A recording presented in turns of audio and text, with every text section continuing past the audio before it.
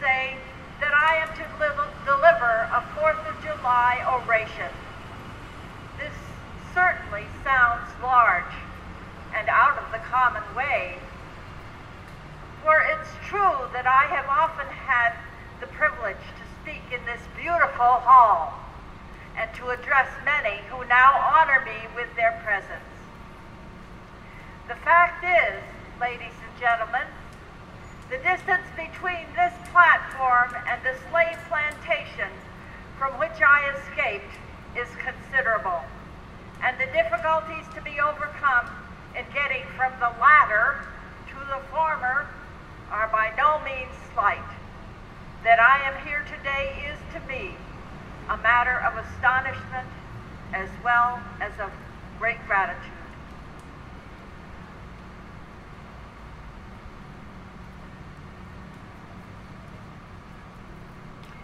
This, for the purpose of this celebration, is the 4th of July.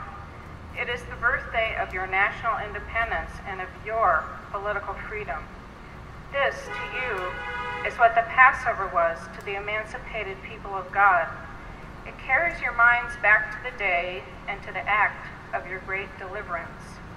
This celebration also marks the beginning of another year of your national life, and reminds you that the Republic of America is now 76 years old. I am glad, fellow citizens, that your nation is so young. You are, even now, only in the beginning of your national career, still lingering in the period of childhood. I repeat, I am glad this is so. There is hope in the thought, and hope is much needed under the dark clouds which lower above the horizon. Fellow citizens, the simple story is that 76 years ago, the people of this country were British subjects. The style and title of your sovereign people, in which you now glory, was not then born. You were under the British crown. Your fathers esteemed the English government as the home government.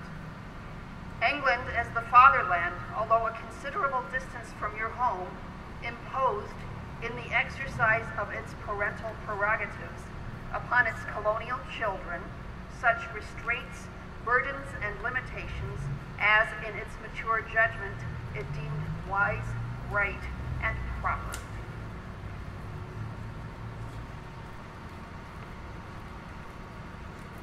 But your fathers, who had not adopted the idea of infallibility of government and the absolute character of its acts, presumed to differ from the home government in respect to the wisdom and the justice of some of those burdens and restraints. They went so far as to pronounce the measures of government unjust, unreasonable, and oppressive, and altogether such as ought not to be quietly submitted to.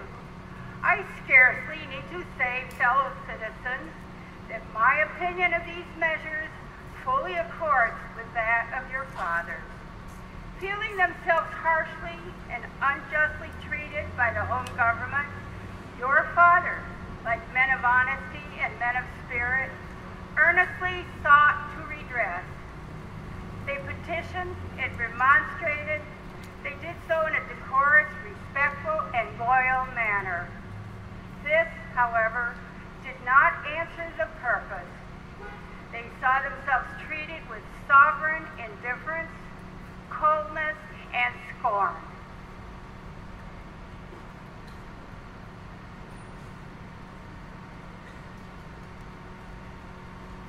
Oppression makes a wise man mad. Your fathers became restive under this treatment. They felt themselves the victims of grievous wrongs, wholly incurable in their colonial capacity. With brave men, there is always a remedy for oppression. Just here, the idea of a total separation of the colonies from the crown was born.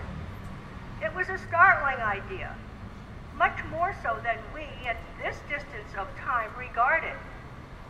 The timid and the prudent of that day were, of course, shocked and alarmed by it.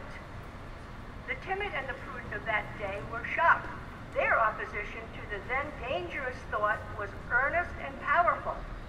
But amidst all their terror and affrighted vociferations against it, the alarming and revolutionary idea moved on, and the country with it.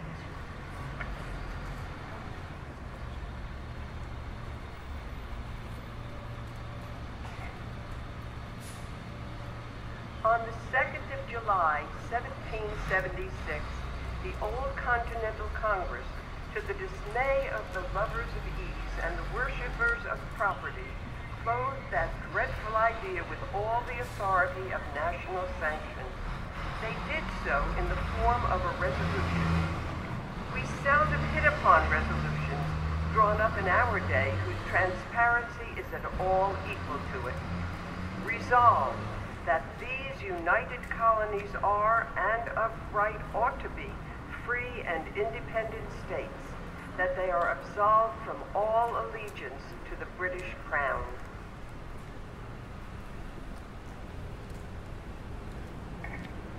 Citizens, your fathers made good that resolution. They succeeded, and today you reap the fruits of their success. The freedom gained is yours, and you, therefore, may properly celebrate this anniversary. The 4th of July is the first great fact in your nation's history, the very ring bolt in the chain of your yet undeveloped destiny. Fellow citizens, I'm not wanting in the respect for the fathers of this republic. The signers of the Declaration of Independence were brave men. I cannot contemplate their great deeds with less than admiration. They were statesmen, patriots, and heroes, and for the good they did and the principles they contended for, I will unite you to honor their memory.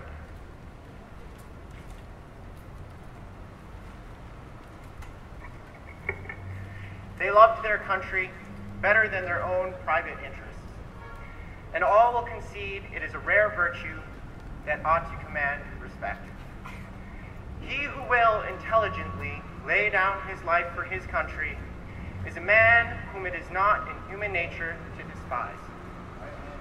Your fathers staked their lives, their fortunes, and their sacred honor on the cause of their country. They were peacemen, but they preferred revolution to peaceful submission to bondage. They were quiet men, but they did not shrink from agitating against oppression. They showed forbearance, but they knew its limits. They believed in order, but not in the order of tyranny. With them, nothing was settled that was not right. With them, justice, liberty, and humanity were final, not slavery and oppression. You may well cherish the memory of such men. They were great in their day and generation. Their solid manhood stands out the more as we contrast it with these degenerate times.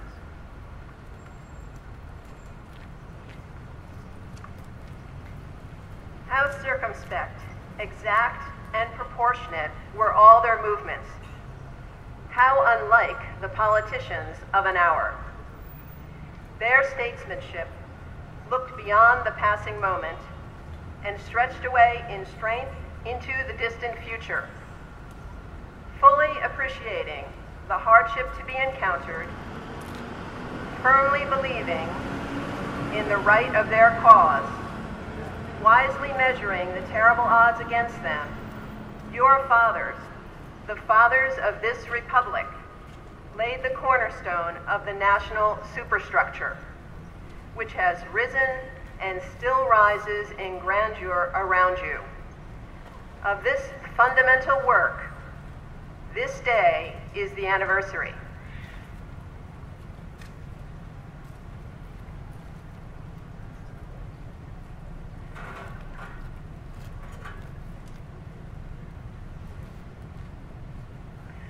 My business, if I have any here today, is with the present. The accepted time with God and His cause is the ever-living now. We have to do with the past only as we can make it useful to the present and to the future. Now is the time, the important time. Your fathers have lived, died, and have done their work, and have done much of it well. You live and must die, and you must do your work. You have no right to enjoy a child's share in the labor of your fathers unless your children are to be blessed by your labors. You have no right to wear out and waste the hard-earned fame of your fathers to cover your indolence.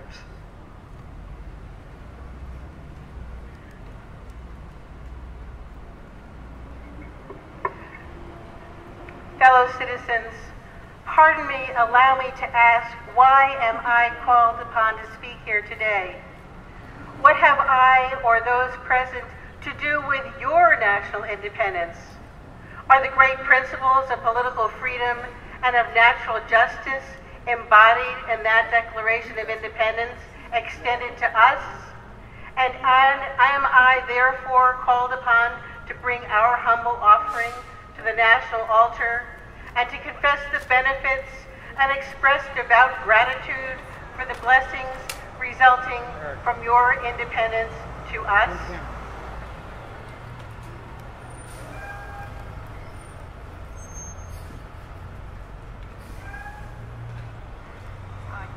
Would to God, both for your sakes and ours, that an affirmative answer can be truthfully returned to these questions. Then would my task be light and my burden easy and delightful? But such is not the state of the case. I say it with a sad sense of disparity between us. I am not included within the pale of this glorious anniversary. Your high independence only reveals the immeasurable distance between us.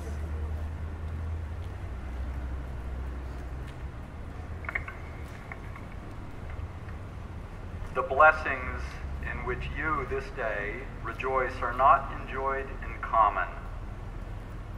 The rich inheritance of justice, liberty, prosperity, and independence, bequeathed by your fathers, is shared by you, not by me.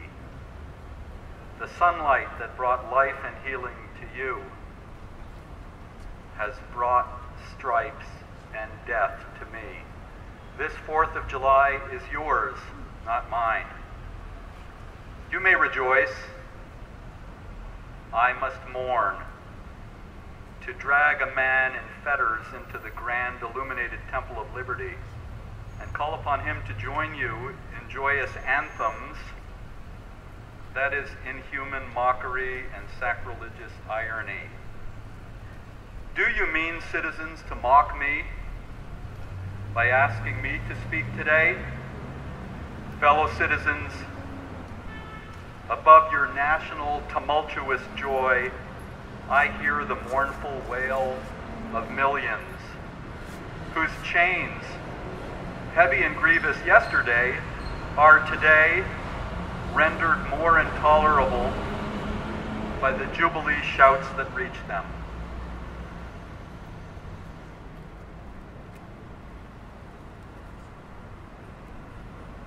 My subject, then, fellow citizens, is American slavery. I shall see this day from the slave's point of view.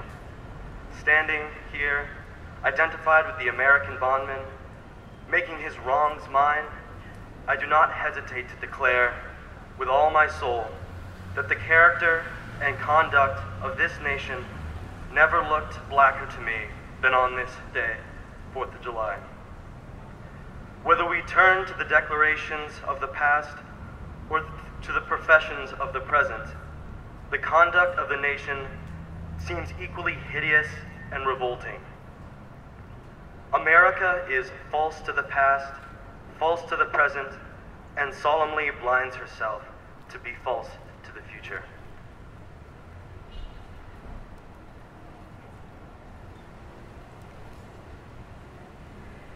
Standing with God and the crushed and bleeding slave on this occasion, I will, in the name of humanity, which is outraged, in the name of liberty, which is fettered, in the name of the Constitution and the Bible, which are disregarded and trampled upon, dare to call in question and to denounce with all the emphasis I can command everything that serves to perpetuate slavery, the great sin and the shame of America. I will not equivocate. I will not excuse. I will use the severest language I can command. And yet, not one word shall escape me that any man whose judgment is not blinded by prejudice, or who is not at heart a slaveholder, shall not confess to be right and just.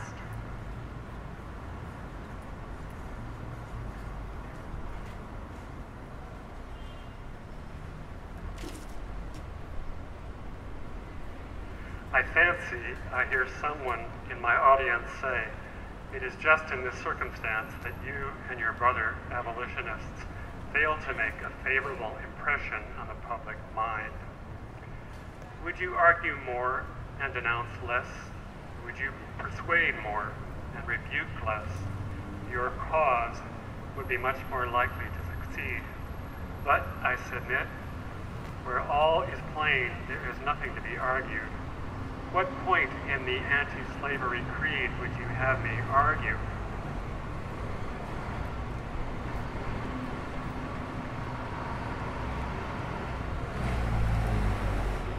Must I undertake to prove that the slave is a man?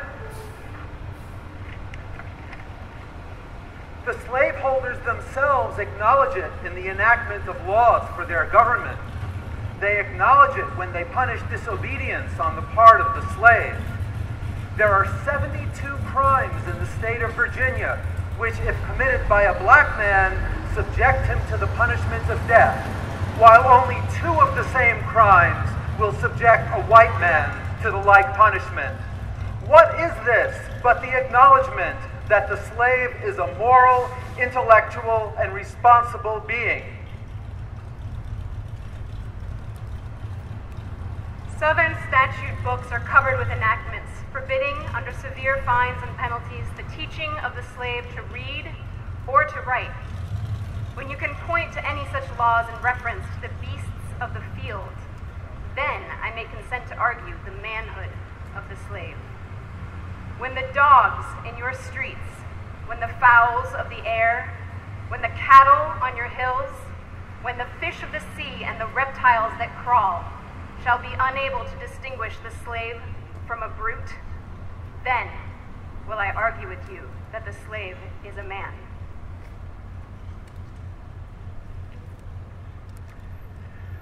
For the present, it is enough to affirm the equal manhood of the Negro race. Is it not astonishing that while we are plowing, planting, and reaping, using all kinds of mechanical tools, erecting houses, constructing bridges, building ships, working in metals of brass, iron, copper, silver, and gold, that while we are reading, writing, and ciphering, acting as clerks, merchants, and secretaries, having among us lawyers, doctors, ministers, poets, authors, editors, orators, and teachers, that while we are engaged in all manner of enterprises common to other men, digging gold in California, capturing the whale in the Pacific, feeding sheep and cattle on the hillside, living, moving, acting, thinking, planning, living in families as husbands, wives, and children, and above all, confessing and worshiping the Christian's God, and looking hopefully for life and immortality beyond the grave, we are called upon to prove that we are men.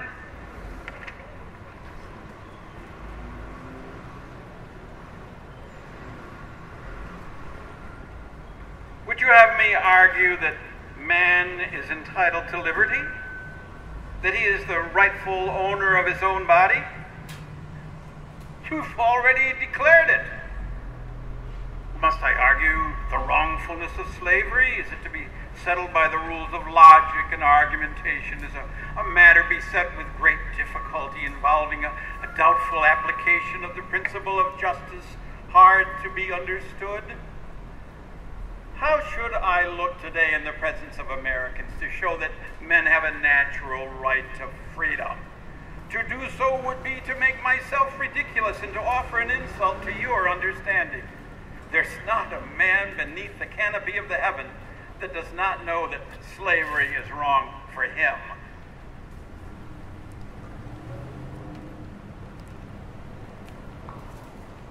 What am I to argue? That it is wrong to make men brutes, to rob them of their liberty, to work them without wages, to keep them ignorant of their relations to their fellow men, to beat them with sticks, to flay their flesh with the lash, to load their limbs with irons, to hunt them with dogs, to sell them at auction, to sunder their families, to knock out their teeth, to burn their flesh, to starve them into obedience and submission to their masters. Must I argue that a system thus marked with blood and stained with pollution is wrong? No, I will not. I have better employment for my time and strength than such arguments would imply.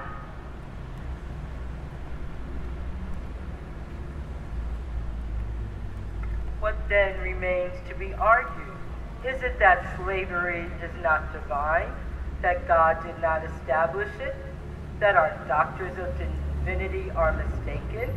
There is blasphemy in the thought that which is inhuman cannot be divine. Who can reason on such a proposition? I cannot. The time for argument is past.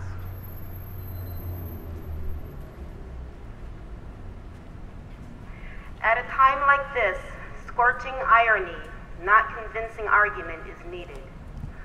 Oh, had I the ability and could reach the nation's ear, I would today pour out a fiery stream of biting ridicule, blasting reproach, withering sarcasm, and stern rebuke. For it is not light that is needed, but fire. It is not the gentle shower, but thunder. We need the storm, the whirlwind, the earthquake. The feeling of the nation must be startled. The hypocrisy of the nation must be exposed, and its crimes against God and man must be proclaimed and denounced.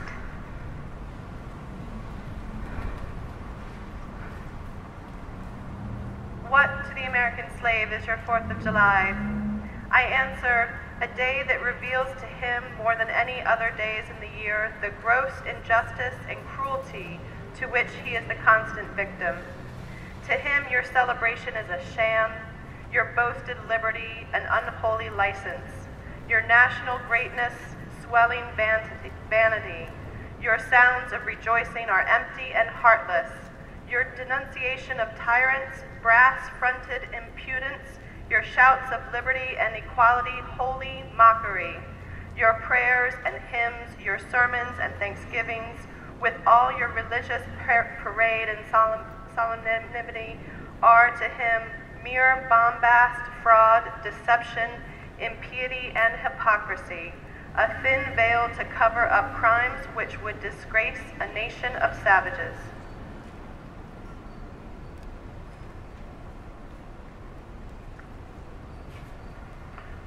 There is not a nation on the earth guilty of practices more shocking and bloody than are the people of these United States at this very hour. Go where you may, search where you will, roam through all the monarchies and despotisms of the old world. Search out every abuse, and when you have found the last, lay your facts by the side of the everyday practices of this nation, and you will say to me that for revolting barbarity and shameless hypocrisy, America reigns without a rival.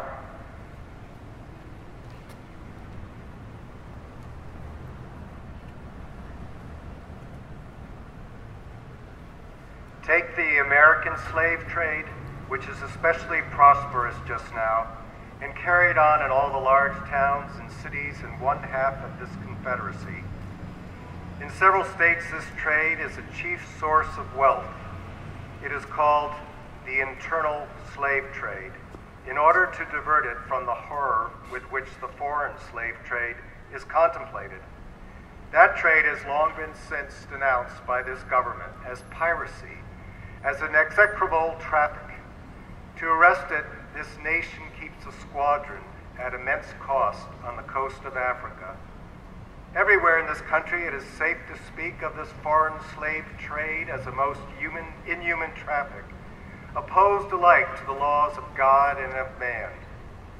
It is, however, a notable fact that while so much execration is poured out by Americans upon those engaged in the foreign slave trade, the men engaged in the slave trade between the states pass without condemnation, and their business is deemed honorable.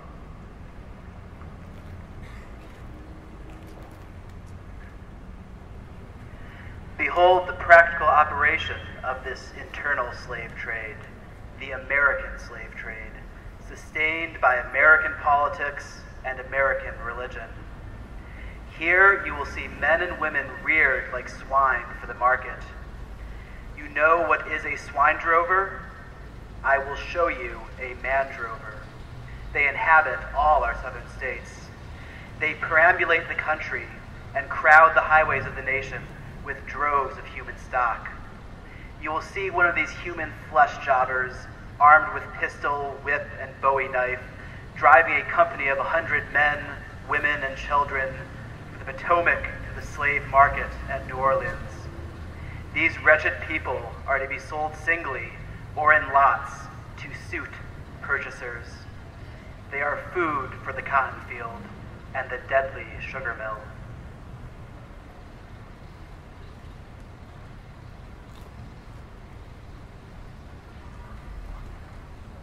Mark the sad procession as it moves wearily along, and the inhuman wretch who drives them. Hear his savage yells and his blood-curdling oaths as he hurries on his affrighted captives. There, see the old man, with locks thinned and gray. Cast one glance, if you please, upon that young mother, whose shoulders are bare to the scorching sun, her briny tears falling on the brow of the babe in her arms. See, too, that girl of 13, weeping, yes, weeping as she thinks of the mother from whom she has been torn. The drove moves tardily. Heat and sorrow have nearly consumed their strength. Suddenly you hear a quick snap like the discharge of a rifle. The fetters clank, and the chain rattles simultaneously. Your ears are saluted with a scream that seems to have torn its way to the center of your soul. The crack you heard was the sound of the slave whip. The scream you heard was from the woman you saw with the babe. Her speed had faltered under the weight of her child and her chains. That gash on her shoulder tells her to move on.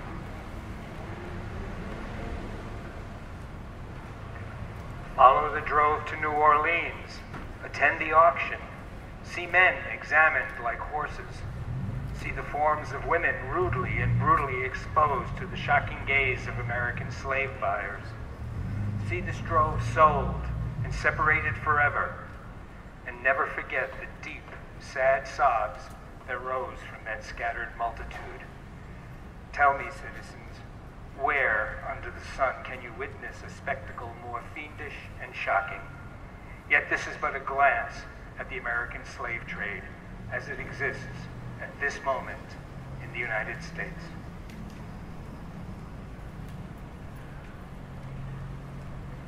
Fellow citizens, this murderous traffic is today in active operation in this boasted republic.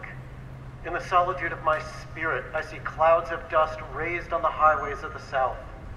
I see the bleeding footsteps.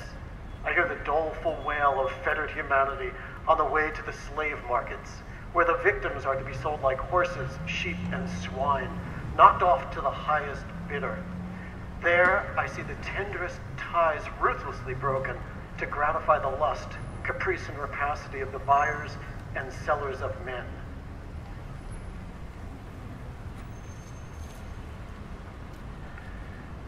By an act of the American Congress, not yet 2 years old, slavery has been nationalized in its most horrible and revolting form. Mason and Dixon's line has been obliterated.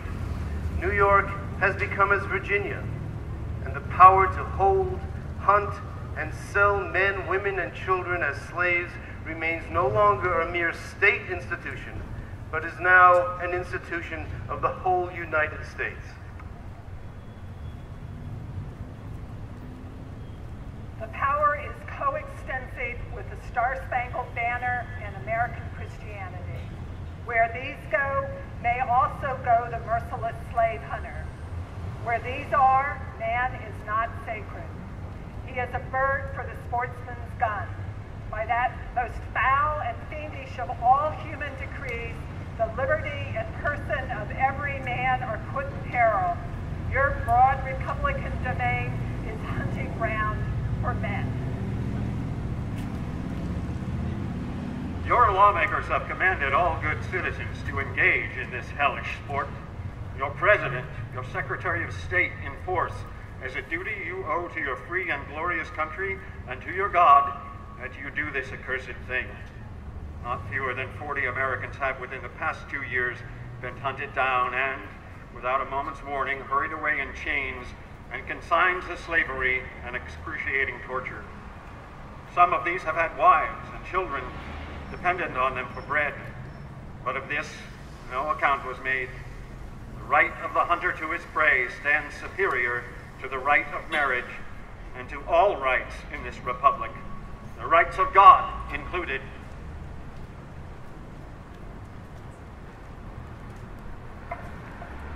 For black men, there is neither law nor justice, humanity nor religion. The fugitive slave law makes mercy to them a crime and bribes the drudge who tries them. An American judge gets $10 for every victim he consigns to slavery, and 5 when he fails to do so. The oath of any 2 villains is sufficient under this hell-black enactment to send the most pious and exemplary men into the remorseless jaws of slavery. His own testimony is nothing. He can bring no witness for himself. The minister of American justice is bound by the law to hear but one side, and that side is the side of the oppressor. Let this damning fact be perpetually told. Let it be thundered around the world that in tyrant-killing, king-hating, people-loving, democratic, Christian America, the seats of justice are filled with judges who hold their offices under an open and palpable bribe and are bound in deciding in the case of man's liberty to hear only his accusers.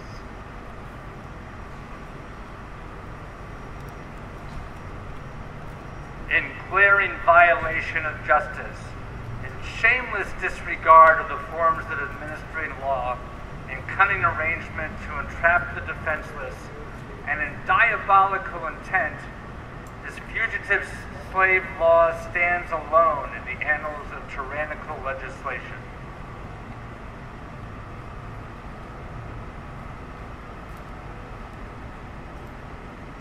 Americans,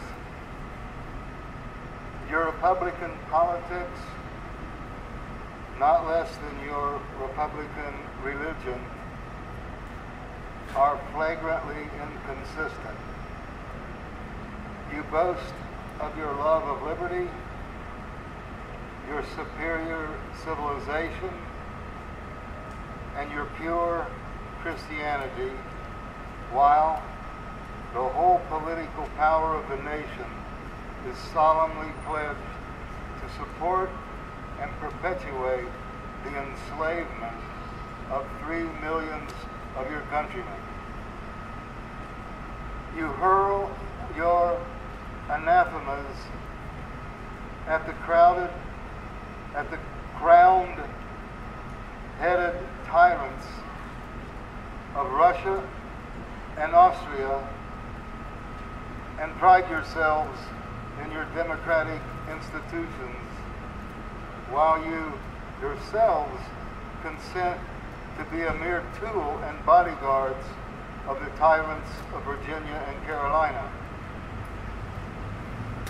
You invite to your shores fugitives of oppression from abroad, honor them with banquets, greet them with ovations, cheer them, toast them, salute them, protect them, and pour out your money to them like water. But the fugitives from your own land, you advertise, hunt, arrest, shoot, and kill.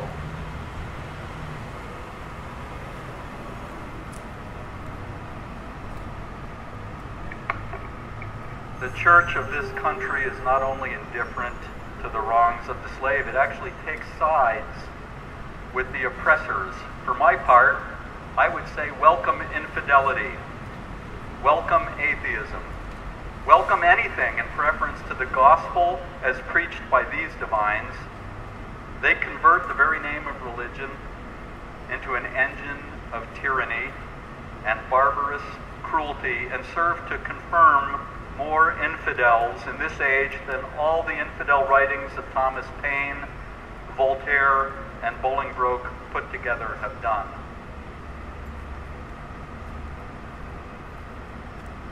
You discourse eloquently on the dignity of labor, yet you sustain a system which in its very essence casts a stigma upon labor. You can bare your bosom to the storm of British artillery to throw out a 3-penny tax on tea, and yet wring the last hard-earned farthing from the grasp of the black laborers of your country. You profess to believe that, of one blood, God made all nations of men to dwell upon the face of the earth, and have commanded all men everywhere to love one another. Yet you notoriously hate, and glory in your hatred, all men whose skins are not colored like your own. You declare before the world and are understood by the world to declare that you hold these truths to be self-evident, that all men are created equal and are endowed by their Creator with certain inalienable rights, and that among these are life, liberty, and the pursuit of happiness. And yet you hold securely in a bondage which, according to your own Thomas Jefferson, is worse than ages of that which your fathers wrote in rebellion to oppose, a seventh of the inhabitants of your country. Fellow citizens, I will not enlarge further on your national inconsistencies. The existence of slavery in this country brands your republicanism as a sham, your humanity as a base pretense, and your Christianity as a lie. It destroys your moral power abroad. It corrupts your politicians at home. It saps the foundation of religion. It makes your name a hissing and a byword to a mocking earth. Be warned, a horrible reptile is coiled up in your nation's bosom. The venomous creature is nursing away at the tender breast of your youthful republic. For the love of God, tear away and fling from you the hideous monster, and let the weight of 20 millions crush and destroy it forever.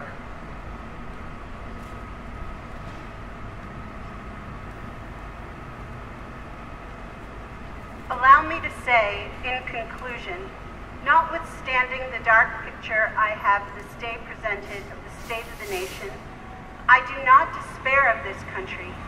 There are forces in operation which must inevitably work the downfall of slavery. I, therefore, leave off where I began, with hope. While drawing encouragement from the Declaration of Independence, the great principles it contains, and the genius of American institutions, my spirit is cheered by the obvious tendencies of the age. Nations do not now stand in the same relation to each other that they did ages ago. No nation can now shut itself up from the surrounding world and trot round in the same old path of its fathers without interference. The time was when such could be done, but a change has now come over the affairs of mankind. Walled cities and empires have become unfashionable. The arm of commerce has borne away the gates of the strong city. Intelligence is penetrating the darkest corners of the globe. Wind, steam, and lightning are its chartered agents. Oceans no longer divide, but link nations together. From Boston to London is now a holiday excursion. Space is comparatively annihilated. Thoughts expressed on one side of the Atlantic are distinctly heard on the other. In the fervent aspirations of William Lord Garrison, I say, and let every heart join in saying it, God speed the day when human blood shall cease to flow. In every clime be understood the claims of brotherhood, and each return for evil good, not blow for blow. That day will come, all feuds to end, and change into a faithful friend each foe.